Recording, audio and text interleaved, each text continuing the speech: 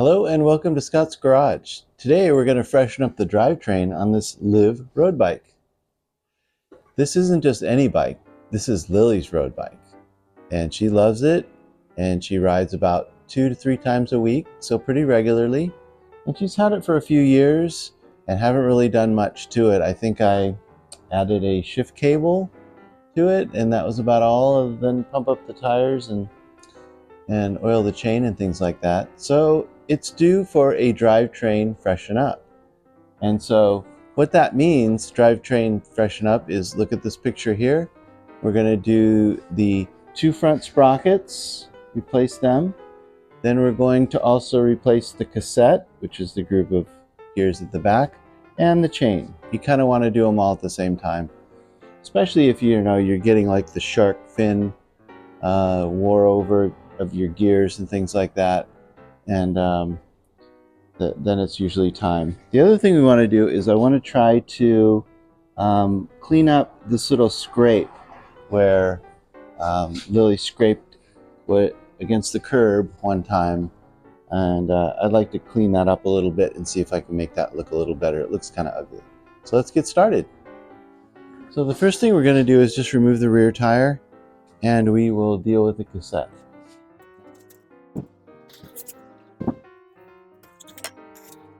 Anytime you want to work on a bike,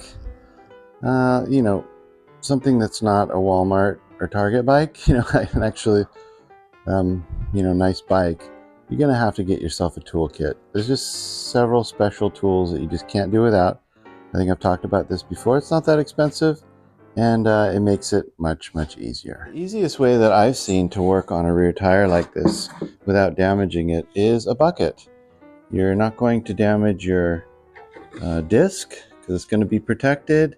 The bucket is plastic, so it's not going to hurt anything, and it's going to support the entire wheel while I work on this area. You need to take out your skewer though, and what I like to do is keep in mind which way my springs point.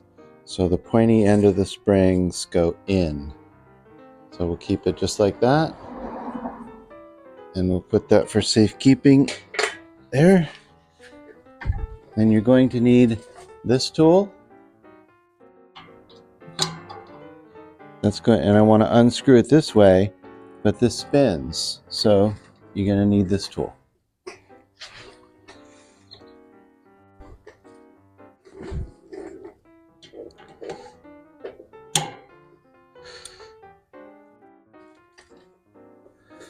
So we just want to hold this in place while we unscrew that. I don't really need a big breaker bar like this. It just was the 1/2 inch thing that I needed. So that's all. So this comes off, and then you just unscrew this little part right there. Then this whole thing should just come up, and we'll set this aside on the bench and go get the new one. All right, so here we have our new cassette. It wasn't expensive, and this bike has all Shimano stuff, so we'll want to stick with that. Besides, getting the genuine Shimano things was not really that expensive in comparison.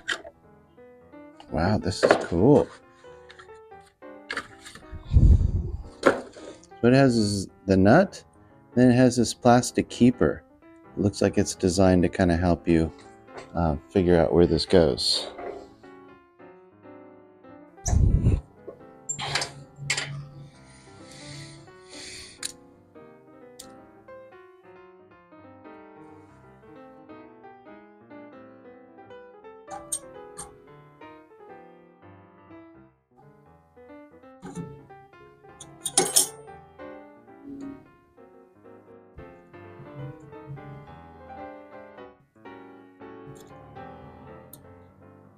Okay, since this locks this way, there is a tendency to just want to tighten it against the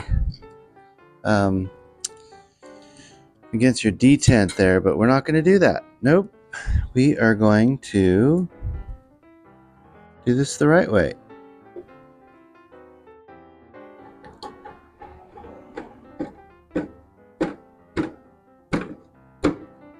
Okay, I think that ought to be good.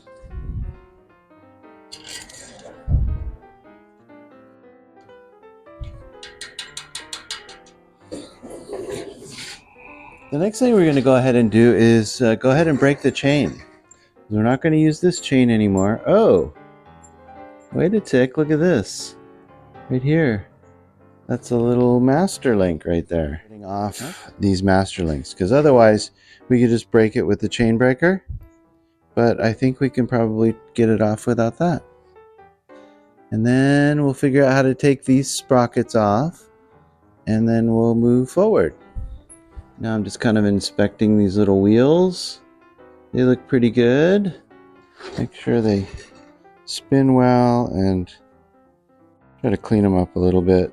Okay, so Liv is the woman's version of Giant. You've all heard of the Giant company, bicycle company Giant, and they are pretty giant.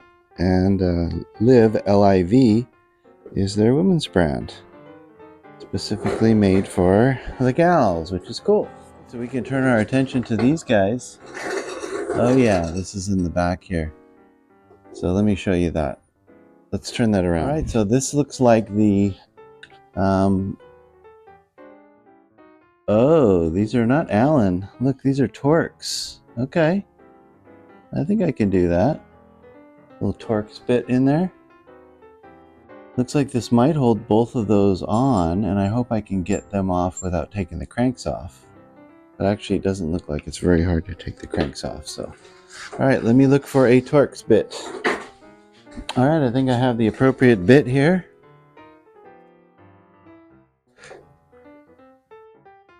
Oh man, this is a tight guy.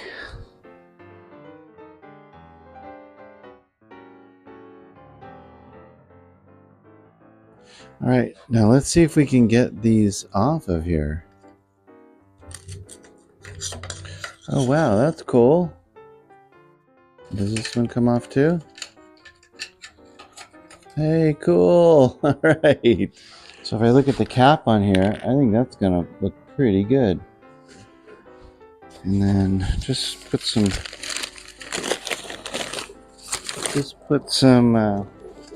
paper around.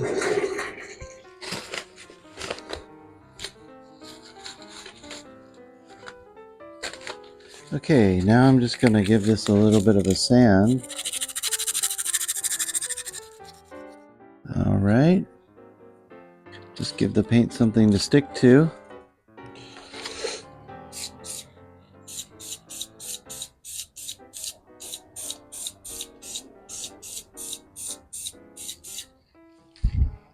Okay, that's it. The new chain nicely comes with a new master link, which I like, and 126 links. Okay, so it has something here. Oh, okay, so the little HH and letters and numbers and stuff go on the outside. So they'd be on the outside. So this side is the outside. Okay. I'm not sure why that matters, but I'm gonna follow it. So what I like to do is just spread out the old chain, and let's use the same number of links as on the new chain as the old chain. So just kind of spread it out. It's kind of a greasy job. And then I'm just going to line it up with this. Okay, now if I line them all up really carefully, keeping them aligned, I can tell exactly where I need to cut. So it looks like I do need to get out my chain breaker and cut it right there. And I'm going to go back and double check here, just making sure that I'm all lined up. Now why I'm doing the number of links is because chains stretch. So I don't really want to do it by length, because the older chain is going to be longer than the newer chain. And so if I do it by links, then I make sure that I get the right number of links. So that's the one we want to take out. So if we just loop this in here like this.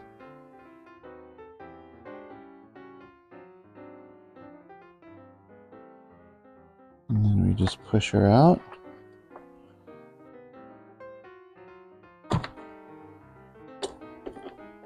All the way.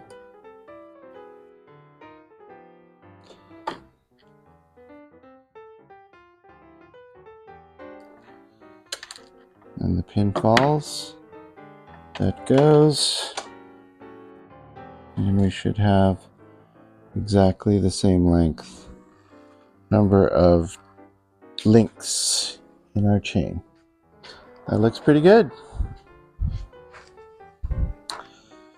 I'm going to go ahead and take the masking off here before it's really dry.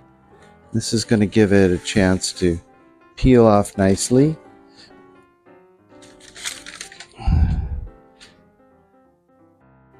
Hopefully.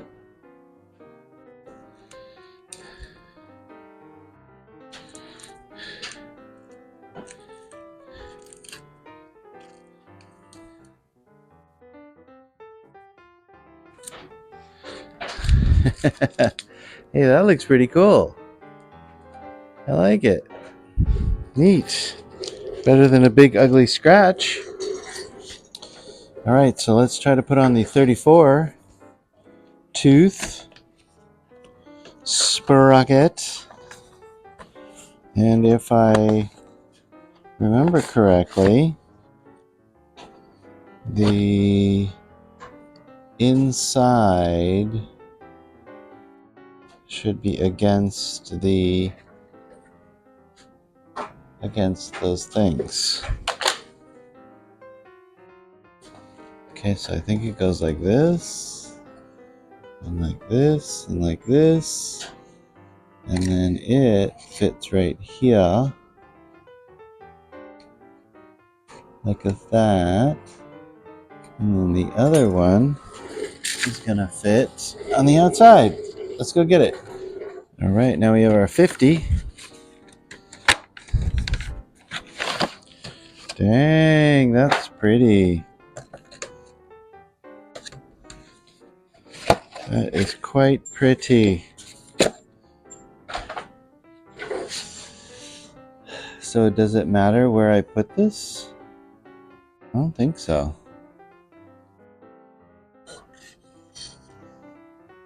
If I go up to here. All right, just kind of go around and screw these in.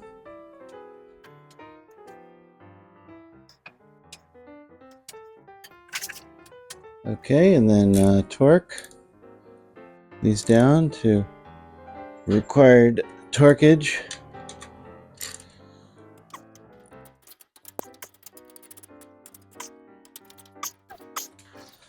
Let's get that rear tire back on.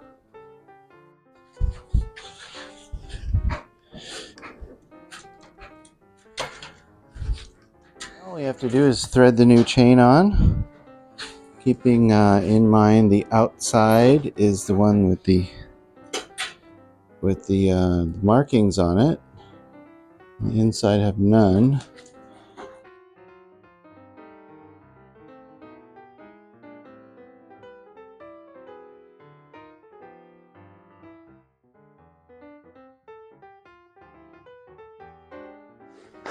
Alright, so I have the new chain, new cassette, 2 new sprockets. I lubed it all up with chain lube, adjusted the gears a little bit. The rear derailleur was fine. The front derailleur, I moved that over a bit to give it some more clearance on the front sprocket there. I adjusted the brakes front and back, pumped up the tires, and took it for a test drive. So everything works great, shifted all the way through the gears, really nice and smooth. And I think Lily's going to be really happy. And thanks for watching. Hope you had a good time. We'll see you next time on Scott's Garage. Bye-bye.